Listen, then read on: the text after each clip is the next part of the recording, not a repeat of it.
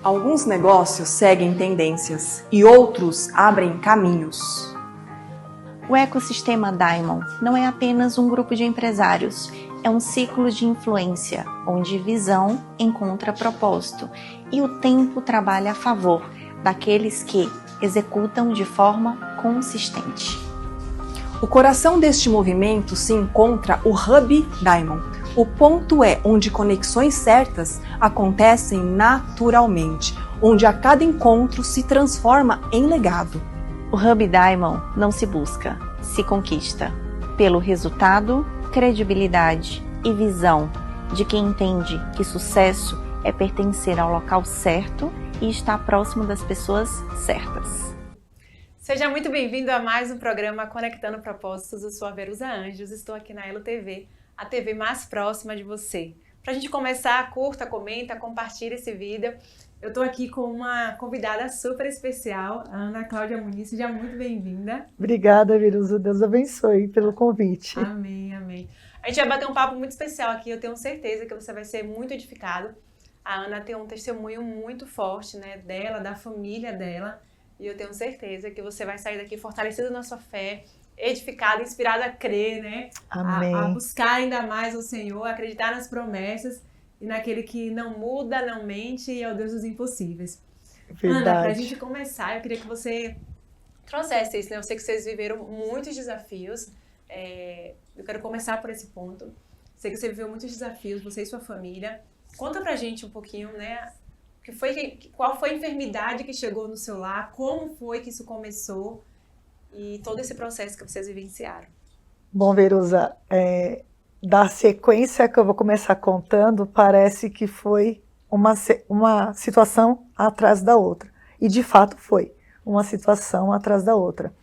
Final de 2023, meu marido foi fazer uns exames de rotina e descobriu que estava com câncer de próstata.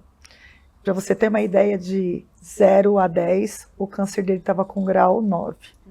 Então já era um câncer bem agressivo, né, de próstata, um homem jovem de 50 anos. E para a gente foi avassalador. Porque a gente vai fazer uns exames de rotina e de repente você se depara, eu costumo falar que foi uma bomba. E a bomba, quando você recebe, o que você faz? Se você tira aquele pino, ela pode explodir na sua mão. E você guarda, e a gente sempre vai ter naquela sequência, o que eu faço com isso? Então, de fato, eu entreguei aquela bomba nas mãos do Senhor, mas não nos tirou essa sequela da gente ter que enfrentar o diagnóstico. E eu lembro como se fosse hoje, sabe, Verusa? Na hora que a gente estava dentro daquela sala, que a gente recebe aquela notícia, foi muito forte a gente ter que lidar com isso. Eu lembro que a gente saiu para levar o resultado de exame para o médico, e aquele dia todas as vezes que a gente tem que a gente sai juntos, a gente sempre vai para uma padaria tomar café. E eu lembro quando aquela porta daquele hospital se abriu, que a gente teve que sair, eu olhei para o Paulo e disse assim, como vai ser agora? E agora? Como vai ser?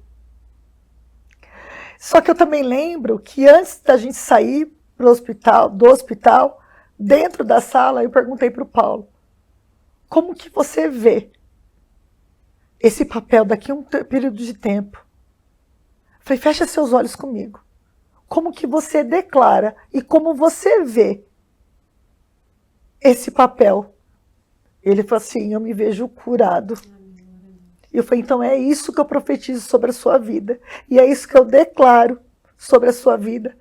E é isso também que eu vou profetizar, que você já está curado.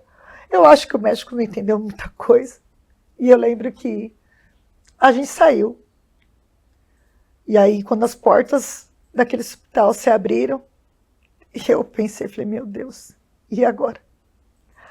E a gente entrou no carro, foi para a padaria, Só que eu lembro, ver que eu chorei muito dentro daquele carro. Eu socava o painel daquele carro. Não foi fácil, porque a gente tem 2 filhos, né? Maria Eduarda, hoje com 19, o Brian com 16. E poder receber um diagnóstico dele, não tem como a gente não pensar em algo pior. E ali a gente desceu, foi tomar o café. Mas eu confesso para você que eu já tomo café sem açúcar há alguns anos. Mas aquele café foi o café mais amargo que eu tomei na minha vida. Eu tive que engolir aquele café. Só que o Senhor me trouxe algo no meu coração. Daqueles votos de casamento. Na alegria, na tristeza, na saúde e na doença. E ali eu entendi que não era para a morte ainda. Que é o tempo de todo mundo chegar, mas eu entendi que não era para a morte. E ali o Paulo começa a correria de fazer os exames pré-operatórios. Aí a gente passa com outros médicos. Passamos com outro médico, que foi o que operou, o Dr. Marcelo. E ele disse, olha, no caso, vai ser melhor que faça cirurgia robótica. Porque está muito agressivo. E assim foi feito. Deus preparou os melhores médicos, o melhor hospital. Mas eu falo que os médicos dos médicos é o Senhor.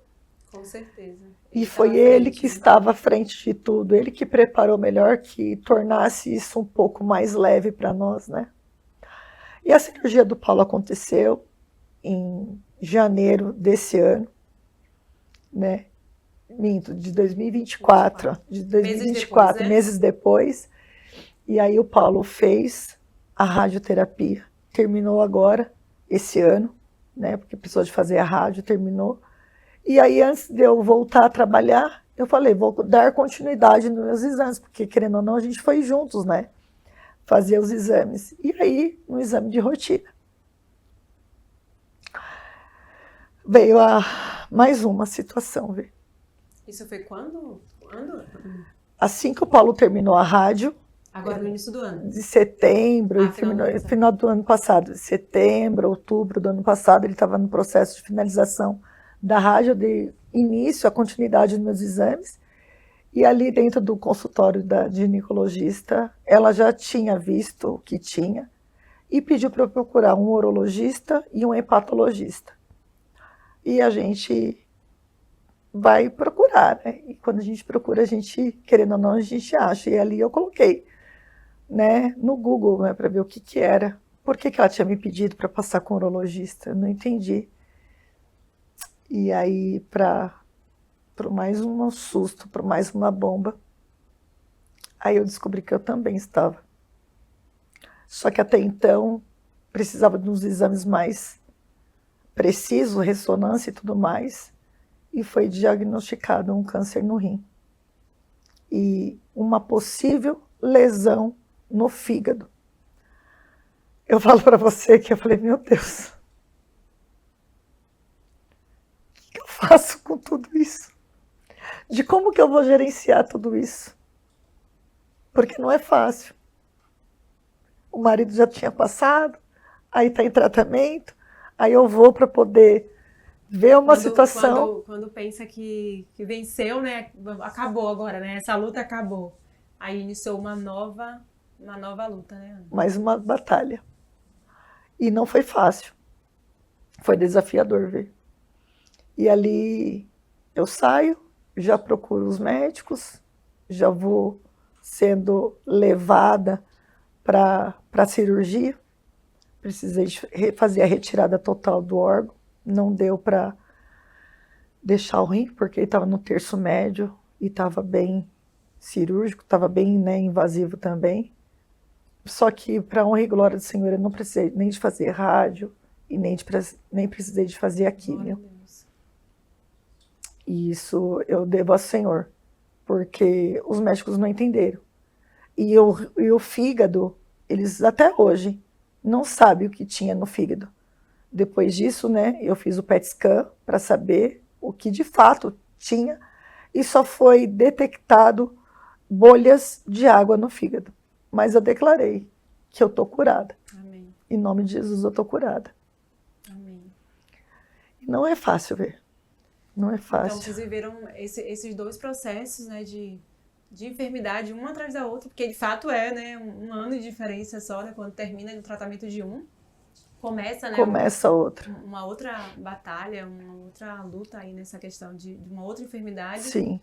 Mas para a glória de Deus, né, os dois estão curados. Sim. Né, só fazendo o que você falou para mim, né, só faz os exames realmente que precisa ali de rotina. De rotina, agora, né, por conta sim, disso. durante 5 anos. Mas para a glória de Deus, né, estão todos dois sim. vivendo bem. Só curados. Que nesse intervalo, eu estava com 7 dias de operada, aí a Maria Eduarda, minha filha, começou a sentir muitas dores fortes. E eu com 7 dias de operada.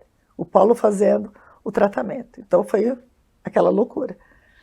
A Duda sentindo muitas dores. Eu falei assim, Paulo, não tá normal essas dores, não é cólica. Então a gente precisa investigar. Eu falei assim, olha, leva ela ao médico, porque precisa, né? E ela foi 3 dias seguidos ao médico. Só que no 3º dia eu falei assim, Paulo, vai e seja um pouco mais enérgico, um pouco mais cirúrgico, porque não tá normal. Para investigar. Para investigar. E aí o meu cunhado foi em casa e falou assim, Duda, dá licença. E apertou do lado direito dela, ela gritou. E eu falei, meu Deus, só falta ser o apêndice. Porque ele apertou, segurou, quando soltou ela gritou. Falei, não tá bacana. E de fato era, mano. Era o apêndice, e aí ela vai para mesa de cirurgia às pressas, né? E aí imagina, eu em casa, sendo cuidada, graças a Deus a gente tem uma rede de apoio boa, mas imagina para um pai, tá terminando um tratamento, a esposa tá recém-operada, agora a filha, o meu filho morando no interior de São Paulo, porque ele é atleta, morando fora. Então assim, foram muitas sequências de coisas ao mesmo tempo, sabe? E eu lembro que o médico mandou chamar o Paulo no centro cirúrgico para falar sobre a cirurgia. Imagina na cabeça de um pai, o que ele não pode ter pensado. E ali o médico disse que a cirurgia tinha sido um sucesso, porém o apêndice dela já tinha necrosado. E estava sendo, aquela situação estava sendo segurada pela parede intrauterina dela.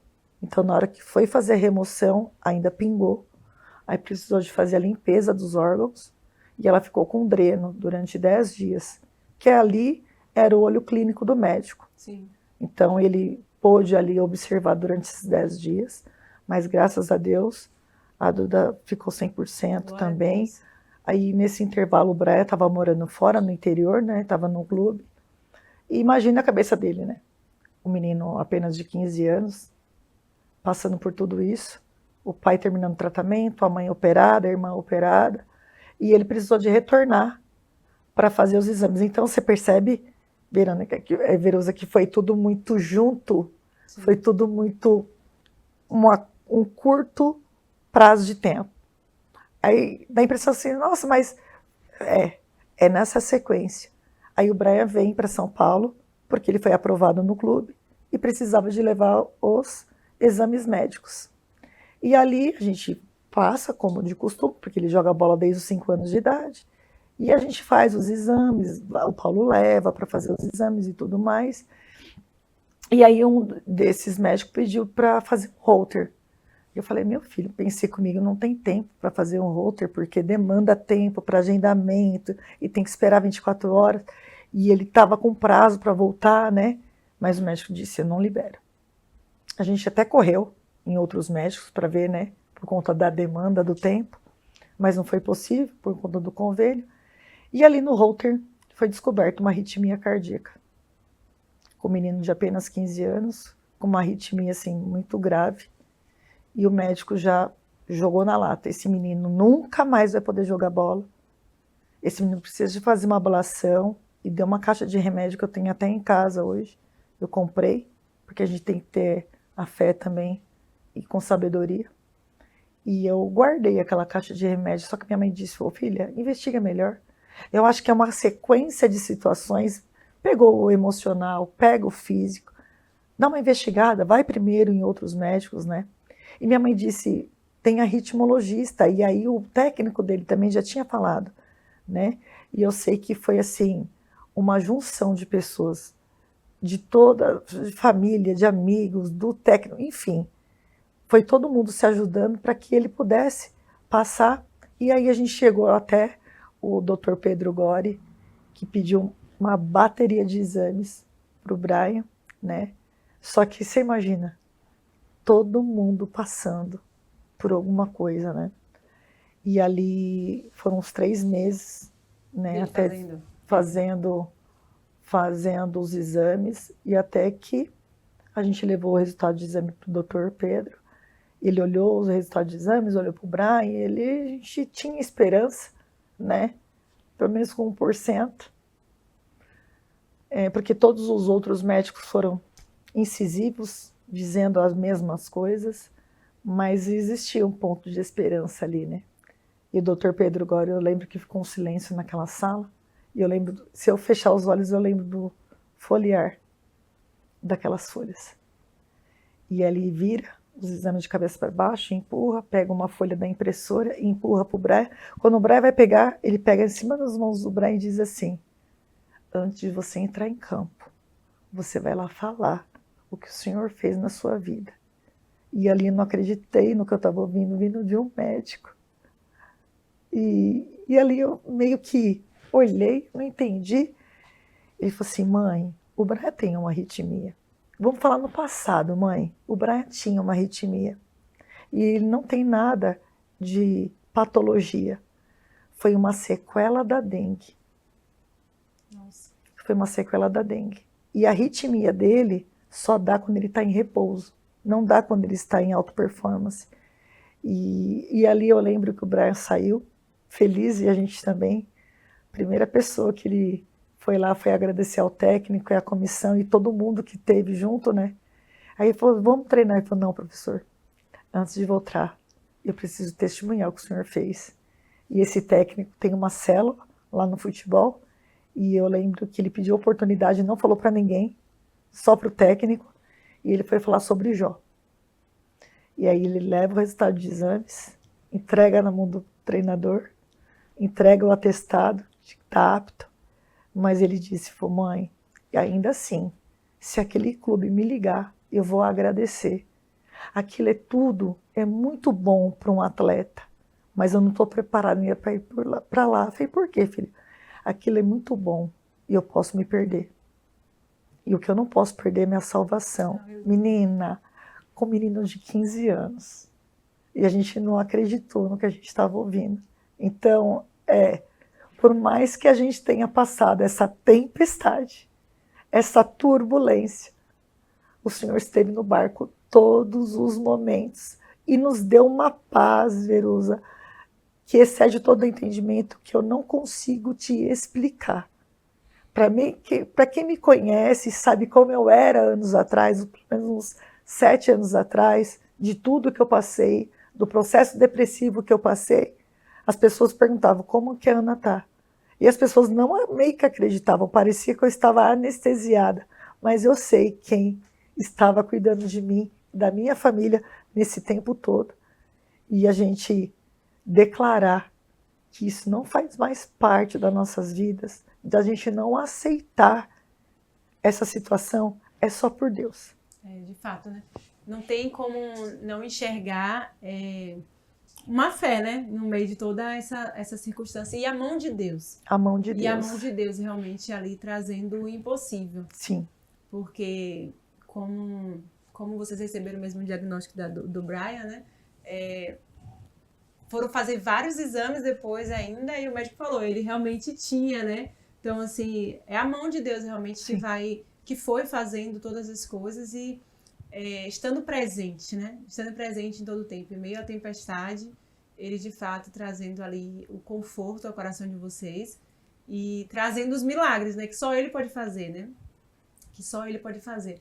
Ô, Ana, fala pra gente, assim, o que é que você enxerga hoje, depois de viver tudo isso, né? Como você vê a vida, como você vê essa situação, assim, como é que você se vê, né? Diante de tudo isso. Eu aprendi muita coisa, assim, até pelo meu pessoal, porque eu sou 540. Eu desacelerei. Eu faço tudo hoje. Hoje eu cuido de pessoas, cuido da minha família, ajudo no meu ministério, mas eu desacelerei. Eu consigo ver, sentir água do chuveiro quente, agradecer. Eu consigo olhar para minha cama e agradecer. Então foram pequenas coisas que a gente começa a dar um pouco mais de valor. E o que eu aprendi com tudo isso, que o Senhor, ele faz milagre quando a gente tira as nossas mãos, que a gente dá um passo de fé, porque a gente também tem que ter essa sabedoria de procurar os médicos, mas quando de fato você pega aquela bomba e fala assim, olha, tá aqui, o Senhor é mestre em desativar. Eu não vou colocar na sua mão, nas minhas mãos, porque se eu puxar o pino, a gente explode. Então tem todo um aparato, tem toda uma preparação. Ele é especialista nessa área, em todas as áreas. Então, de fato, eu entreguei para ele. Só que tem uma situação. Esse confiar e entregar não é desafiador para uma mulher que é 15, 40, que está ali resolvendo tudo. Esse dar os 2 passos para trás e, de fato, entregar, confiar, aceitar, não é aceitar o diagnóstico, é aceitar que ele faz todas as coisas, para mim foi a maior lição que eu pude ter. E a paz que eu senti, porque a nossa vida não parou, vê? A gente continuei atendendo, continuei fazendo as coisas que eu fazia, fazendo a leitura da palavra todos os dias na parte da manhã, fazendo devocional ao vivo. Então, assim, eu não parei. O Paulo não parou de trabalhar, a vida continuou. Porque o Senhor disse que não era para a morte, que era para a vida. Então, o que eu pude observar? Que no meio do caos, no meio da tempestade, existe vida. Com certeza, de fato, né? E só consegue enxergar isso quem tem realmente essa aliança com o Senhor, crê, né? Nem que seja um pouco, né? Nem que seja um pouco de fé, realmente. Um pouquinho. E o que você falou, isso é fundamental. Essa questão do confiar, né? Do entregar realmente e deixar, né? Porque muitas vezes, a gente como ser humano, a gente coloca algo na mão do Senhor e aí toma de volta, né? Vai, toma. Exato. E, de fato, a gente precisa confiar, né? Confiar que Ele pode fazer, que Ele nos ama o suficiente para fazer, porque muitas vezes eu já ouvi isso, e de fato é verdade, muitas vezes o que acontece? As pessoas acreditam que Deus pode fazer. Quando eu pergunto assim, você acha que Deus pode fazer isso? Acredito. Aí, mas você acredita que Deus pode fazer por você? Aí elas já duvidam. Por quê? Porque elas duvidam, na verdade, não é do poder de Deus, é do amor de Deus por elas. Verdade. E isso é um grande risco, né? Que às vezes as pessoas deixam de viver algumas coisas com Deus por não entenderem o quanto são amadas por Ele. E o quanto Ele vai fazer todas as coisas, né? Ele é poderoso para fazer e Ele nos ama o suficiente porque Ele deu, né? Deus deu seu Filho unigênito para morrer por nós. Amém. Que amor é esse, né? Não tem amor maior, né? Não existe amor maior do que esse, de fato. Então, a maior prova de amor foi dada ali na cruz. Então, essa questão quando você falou do confiar, isso é maravilhoso, porque muitas pessoas têm realmente essa dificuldade do confiar, de entregar plenamente, né? Sim. De dizer assim, não, tá na mão de Deus, você né? sabe Descanso nisso. descansar. E você sabe ver, o descansar. E você sabe que eu nunca perguntei para Deus o porquê. Eu falava assim, parece até uma frase clichê, né? Para que tudo isso, Deus? E hoje eu entendo, porque eu estou aqui para ser um instrumento, ser uma facilitadora, um instrumento dele, de falar sim, ele fez, ele faz e vai continuar fazendo milagres sobre as nossas vidas. Só que de que maneira que a gente vai aceitar a passar por essa travessia, de que maneira que a gente se posiciona emocional, espiritual e fisicamente para essa travessia, porque quando a gente recebe um diagnóstico, a gente pode sentar, chorar e achar que vai morrer, ou você pode passar por todas essas circunstâncias, porque eu passei, eu chorei, eu gritei, esperneei, mas de que maneira que eu escolhi a passar para o outro lado.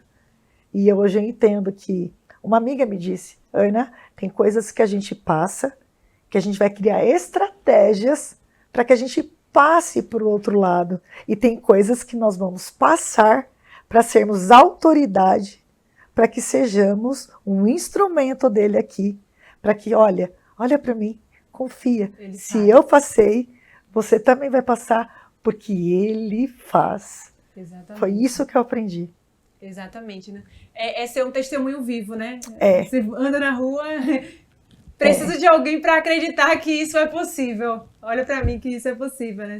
A minha casa é testemunha disso. Né? Testemunha. E falando em casa, Vê, ele me deu algo, porque eu precisava de fazer algo nesse processo. Porque, afinal de contas, eu parei de atender, parei de trabalhar, e eu falei assim, eu preciso de fazer alguma coisa. E aí, numa conversa dentro de um grupo terapêutico de amigas, né? E estava todo mundo lá postando coisa de crochê. Eu falei assim, interessante isso. Eu aprendi com 8 anos de idade, eu adoro crochê. Eu falei assim, bom, eu vou comprar um barbante e uma agulha e vou fazer um tapete, porque aí demora uns 2 meses. Eu encerro o assunto, acabou e volto a trabalhar, já pensando. Só que o senhor me levou para olhar a mesa. Ele me levou para olhar para a minha mesa da sala. Falei, interessante. Falei, vou fazer suplá.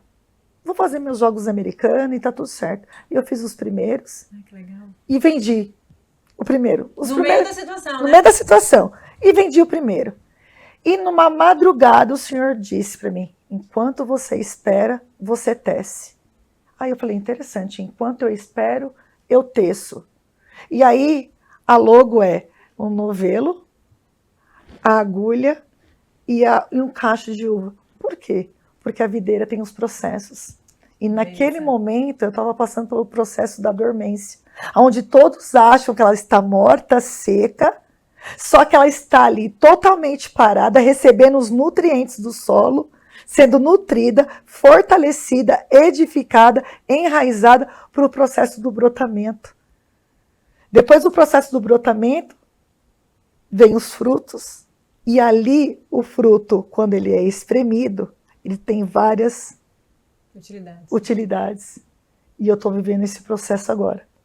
Eu já estou sendo aquele fruto, sendo espremido, e estou aqui a serviço dele, para onde ele me direcionar.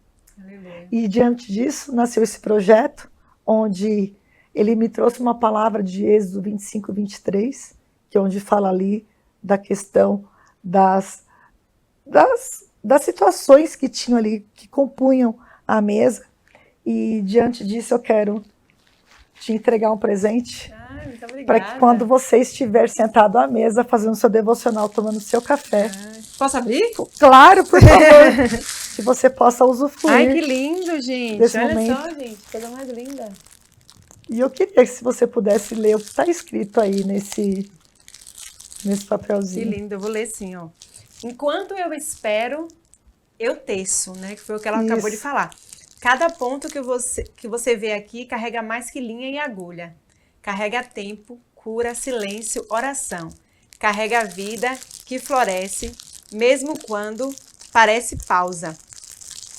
Esse crochê nasceu no meu tempo. Deixa eu esperar que vou ter que abrir. Senão não vai dar para todo. Que lindo, Ana. Deus é incrível, né? Ele é. Aquilo que às vezes a pessoa... O que eu achei incrível, né? De você estar produzindo no tempo, né? Porque de fato é a prova de que você estava descansando nele. Porque Exatamente. Só consegue ter uma mente para produzir algo quem de fato descansou e sabe que ele está cuidando de tudo. Voltando, né? Vou ler de novo. Cada ponto que você vê aqui carrega mais que linha e agulha. Carrega tempo, cura, silêncio, oração. Carrega a vida que floresce mesmo quando tudo parece pausa. Esse crochê nasceu no meu tempo de espera, quando eu precisei parar. Mas minhas mãos decidiram continuar criando, sentindo, acreditando. Que essa peça leve até você a paz, o aconchego e a esperança que foram tecidos com tanto amor em cada fio. Enquanto eu espero, eu teço. E agora essa parte da história também é sua. Que coisa mais linda, meu Deus do céu. Deixa eu até abrir, pessoal. Já que eu abri tudo, agora eu abri tudo. Quando você estiver lá no seu devocional, que você possa tomar um café. Olha, gente, coisa mais linda. Olha o detalhe, olha que coisa mais linda. Com o Senhor. Muito bonito. Parabéns, muito cheiroso. Delícia. Que maravilha. Que trabalho bonito, parabéns. E aí saiu o projeto Videiras, que a gente vai ter o ano que vem. na minha casa com mulheres Legal. sentadas à mesa, sendo ali ministradas com a terapia à luz da Bíblia e a importância da gente, de fato, ter esse momento, porque a mesa traz cura, a mesa traz conexão, a mesa é o lugar do transbordo, de olho no olho, e onde o Senhor está presente. Como é o nome do projeto? Videiras? Videiras. Legal. E como hoje tem se perdido, né? Eu não sei o que você está passando, eu não sei quais são os obstáculos que você está enfrentando, mas se eu puder deixar aqui algo para você, entrega, aceite e confie no processo, porque ele é hoje o mesmo de ontem e vai continuar sendo o mesmo de sempre, aquele que traz refrigério e paz. Verdade. Amém. Eu costumo falar sobre o processo, sabe o que, Ana? Que só não desiste do processo quem conhece o Deus do propósito. Porque, assim, o processo, ele de fato, ele é doloroso, né? Sim. Você hoje trazendo aqui, a gente consegue até imaginar para a gente saber que é uma situação difícil, mas vivenciar isso, só você e a sua casa, de fato, tem a dimensão, Sim. né, do que foi esses momentos. E tenho certeza que vocês só não desistiram, que é uma frase minha, é isso que eu falo, só não desiste do processo, é isso, quem conhece o Deus do propósito. Exato. Porque quem conhece o Deus que traz a finalidade daquilo, que tem um propósito em tudo aquilo, que não é para te machucar, né, que não é para te punir, quem conhece esse Deus do propósito que é fiel, que ainda que submeta os seus filhos a um processo, tem algo muito maior, aí consegue, de fato, não desistir no meio do processo, porque Sim. Os processos, eles, de fato, são dolorosos. Verdade. E eu falo que esse projeto nasceu no coração de Deus, e hoje eu posso falar que centenas de pessoas, eles foram receber essa porção de Deus, porque esse milagre não pode ficar só aqui. Então foi uma forma não de vender ou suplar, mas de poder levar a minha história Sim, de superação e de milagre daquilo que o Senhor fez nas nossas vidas. Porque para quem perguntar, vai contar um pouco da história. E eu tenho certeza que cada pessoa que sentar à mesa de alguém ou receber um presente como esse, vai poder de fato contar os milagres que o Senhor fez naquela família. Exatamente. Só que foi gerado nesse texto, né? Que foi desse processo que foi gerado, só isso já de fato edifica a vida das pessoas, né? Eu achei incrível, assim, cada linha Sim. Carrega realmente uma verdade, né? Não é uma... É algo que nasce com propósito, Sim, né? Não é uma questão só de renda, que não há problema nenhum em ser, né? Deus, ele abre portas realmente pra gente também, nesse sentido, mas você vê que tem um propósito ainda maior do que isso, né? Então, carrega muita verdade, né? Cada Sim. linha aqui é notório isso. Amém. Amém. É notório. Ana, conta um pouquinho mais também daquilo que é a sua atuação. Hoje você falou que você trabalha ali como terapeuta, Sim. né? Você ajuda pessoas. Como é essa missão também aí? Eu falo que a terapia me escolheu. Eu passei anos atrás por um processo de depressão. Foi uma situação muito, muito desafiadora, mas graças a Deus eu tive pessoas que estiveram comigo, que me proporcionaram esse cuidado, e eu falo que é um cuidado de Deus mesmo. E hoje eu poder ser um instrumento também na vida de pessoas é o que eu entendo como missão e propósito, né? E a terapia hoje ela me capacita a ser um instrumento de autocura, porque quem cura é o Senhor. Sim. Mas ser aquela que vai acender, eu costumo dizer, eu vou acender a luz do quarto escuro e você vai poder olhar ao seu redor. Então eu fui, de fato, essa que buscou e identificou o que eu vim fazer aqui, qual é a minha missão, qual é o meu propósito, o que de fato a Ana veio para fazer aqui. A gente não está aqui somente de passagem, Sim. Não veio passar férias, né? Sim. E aí eu me identifiquei, né, com a profissão, e hoje eu sou aquela que ajudo com os traumas, né, me especializei em traumas, daquilo que a gente ouve, daquilo que a gente sente, de que maneira que a gente foi gerado, né, das sequelas, e eu costumo falar que o Senhor é o maior terapeuta, Porque ali quando Deus pergunta para Caim, né, por que ele estava com aquela cara fechada, cerrada, ele teve a oportunidade de falar para Deus que ele estava com inveja do irmão, que era sobre o coração, não era sobre a oferta. Aí o Senhor também faz outras perguntas para ele, dando a oportunidade de ele confessar a emoção que ele estava sentindo, que era raiva, que era inveja. E logo após, como a gente bem sabe, o que ele acabou fazendo com o seu irmão Abel, o Senhor ainda deu a oportunidade dele confessar o que ele tinha feito. Então, eu sou esse instrumento que faço perguntas, porque a resposta já está aí dentro de você. Então, é aquela que vem para ser uma facilitadora, para que tudo que está na luz está na cruz, para que o Senhor venha e traga vida e vida com abundância. Então, hoje eu estou terapeuta cristã. Graças a Deus, hoje estou tendo a oportunidade também de ser ali alguém que está dentro do ministério, cuidando da liderança, cuidando dos membros. Eu costumo dizer que a gente precisa de cuidados espirituais, ministeriais. E eu falei assim, dos pastores tem quem cuide, mas quem é que cuida da pessoa? Eles têm líderes que compõem, né, a egrégora que cuidam deles, mas quem cuida da pessoa? Quem cuida do dia a dia? Quem cuida do espaço, né, da alma, né, onde está o poder de decisão? Porque o inimigo vem atingir ali, no espaço de decisão, nos colocar que nós somos incapazes, que nós somos tentar trazer o nosso passado à tona. Sim. Né? Então, os traumas, as feridas emocionais, da traição, da humilhação, da injustiça, e quem nunca passou por alguma coisa? Então, graças a Deus, Deus tem me levado para ser essa facilitadora também dentro do ministério. Que bênção, glória a Deus. Eu gosto de falar sobre isso, eu já trouxe aqui também outros profissionais dessa área, porque eu gosto de falar nesse sentido de que a gente também, né, é composto por alma. Exatamente. E a gente precisa dar atenção a isso também, né? É uma área da nossa vida que a gente foi criado, Deus nos fez, espiritual, alma e corpo. E a gente precisa dar atenção às essas três esferas, né?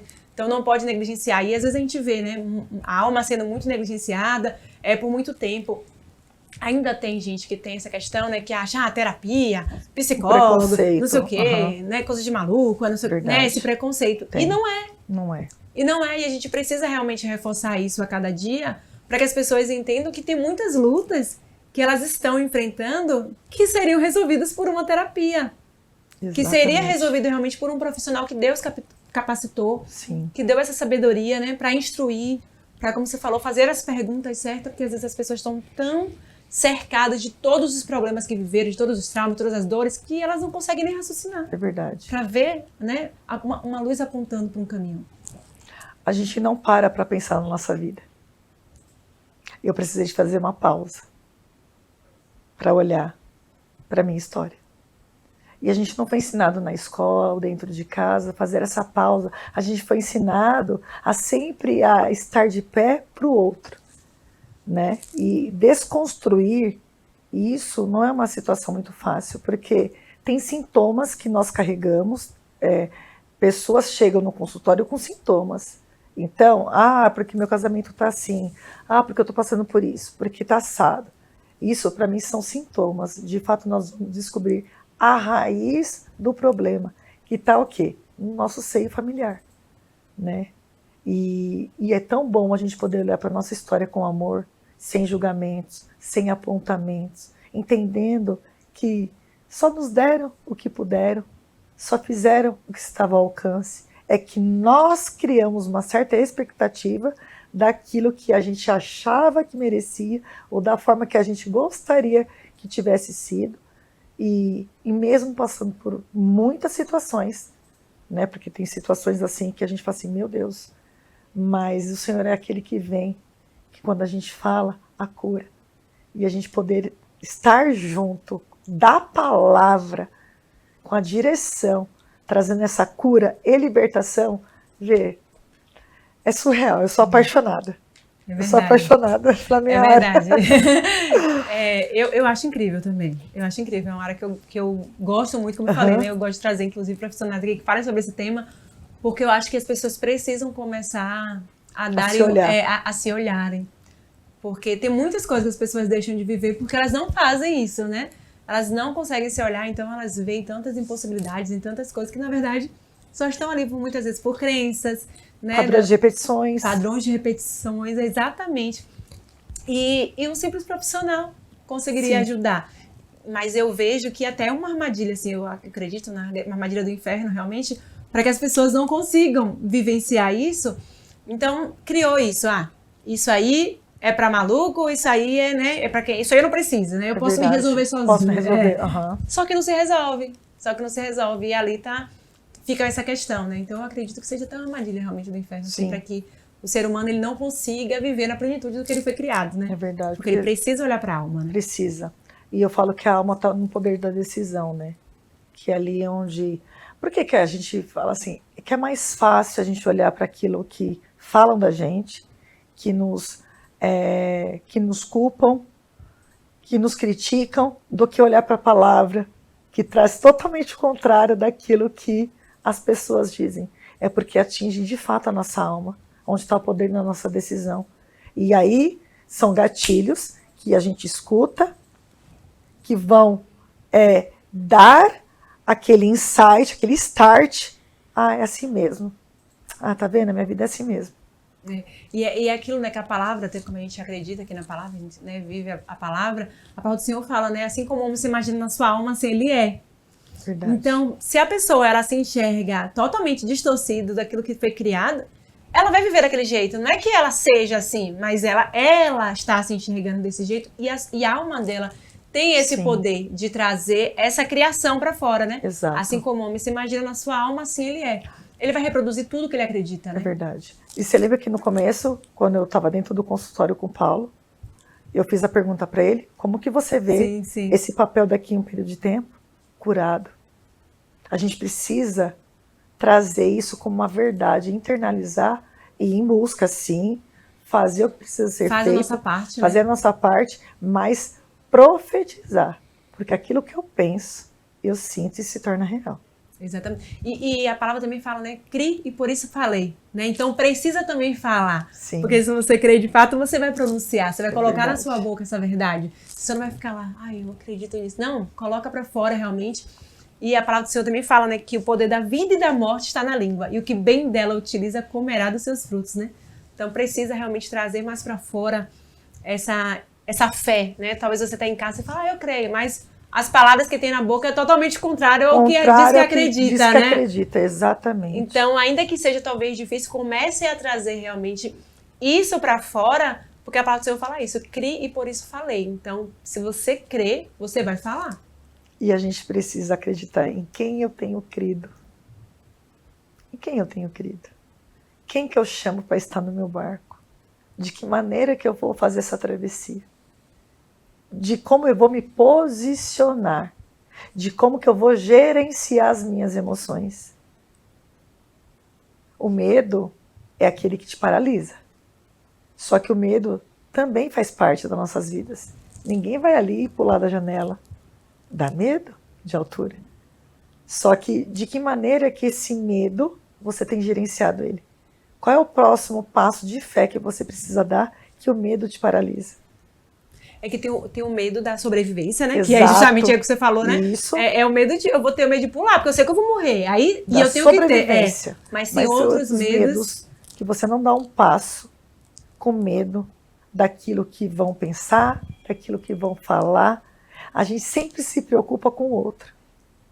A gente sempre todo tempo está se preocupando com as comparações, que é um abismo da morte. E que são bloqueios na alma, exatamente. Bloqueios na alma, exato. É a necessidade de aprovação, né? É aquela situação daquela criança que precisava de aprovação do pai ou da mãe, aí cresce, leva isso para a vida adulta, chega achando que o chefe, o marido, tem que dar suporte que ela não teve do pai e da mãe, e aqui é sem julgamentos. Os nossos pais são os melhores que nós pudemos ter e só deram o que tinham, né? Que tinham, e tá tudo bem, eles não nos devem nada, já nos deram a vida, né? E só que as pessoas estão nessa dor, na dor da criança interior ferida, que é onde é. O que é essa dor? O que é essa criança interior ferida? É onde estão os sentimentos, as emoções, que não teve aquele acolhimento. Então é onde que a gente entra para poder auxiliar de que maneira que ela vai poder lidar com as situações do hoje. Exatamente. Porque vem acarretando, vem trazendo isso, né? Sim. Então é Não sensacional. some, né? Não some. Não. As pessoas acham que deixou na infância. Não deixou na infância. Não. O adulto que você é hoje é a criança que você foi um dia, né? Exatamente. É a criança que você foi um dia. Ana, foi muito bom te receber. Eu queria que a gente está aqui chegando ao finalzinho, mas eu queria que você deixasse, né, antes da gente finalizar, queria que você olhasse para aquela câmera ali e desse uma mensagem para essas pessoas que estão em casa, aquilo que você sentiu no seu coração de entregar para elas aí no final desse programa. O que você falasse para elas agora? Eu não sei, como de fato eu falei, eu não sei quais são as suas demandas, eu não sei em qual fase que você está passando da sua vida, mas eu quero dizer para você, entrega, confia, aceite que Ele pode fazer nova todas as coisas na sua vida, porque o Senhor é bom o tempo todo. E eu quero agradecer a você, Vê, por esse momento, por essa oportunidade de poder dizer como o Senhor é bom. Obrigada pela oportunidade. O prazer foi nosso aqui, né? Foi meu, foi de todo mundo que está aqui em casa agora assistindo, tenho certeza que fomos muito edificados, né, por essa história de vida. E que eu tenho certeza que muitas coisas o Senhor vai trazer agora através dessa uva que foi espremida, né? Em nome de Jesus, que o Senhor vai te levar a lugares ainda mais altos. Amém. Para que você possa levar essa mensagem e gerar novas vidas, né? Amém. Através realmente desse seu testemunho. Deixe suas redes sociais, Ana, para que, se alguém quiser, né? Deixo sim. Falar com você. Tá bem.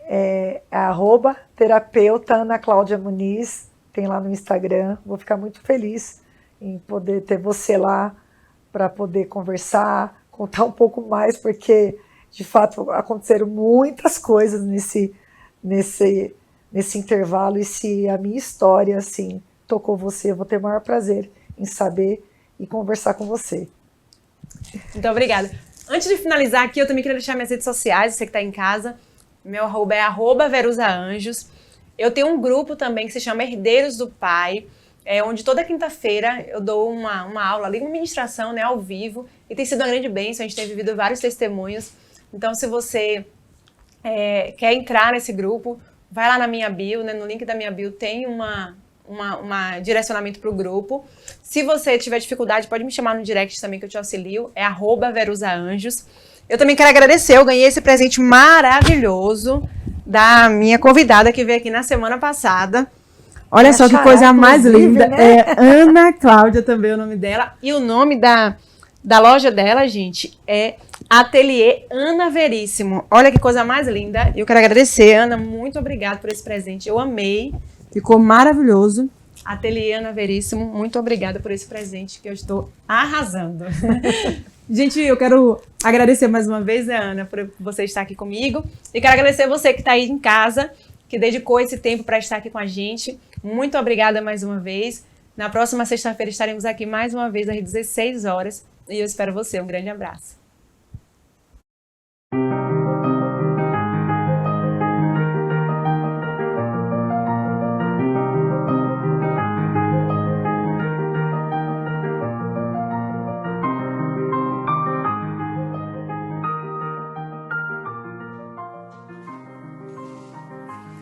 Alguns negócios seguem tendências e outros abrem caminhos. O ecossistema Diamond não é apenas um grupo de empresários, é um ciclo de influência, onde visão encontra propósito e o tempo trabalha a favor daqueles que executam de forma consistente. O coração deste movimento se encontra o Hub Diamond. O ponto onde conexões certas acontecem naturalmente, onde a cada encontro se transforma em legado. O Hub Diamond não se busca, se conquista, pelo resultado, credibilidade e visão de quem entende que sucesso é pertencer ao local certo e estar próximo das pessoas certas.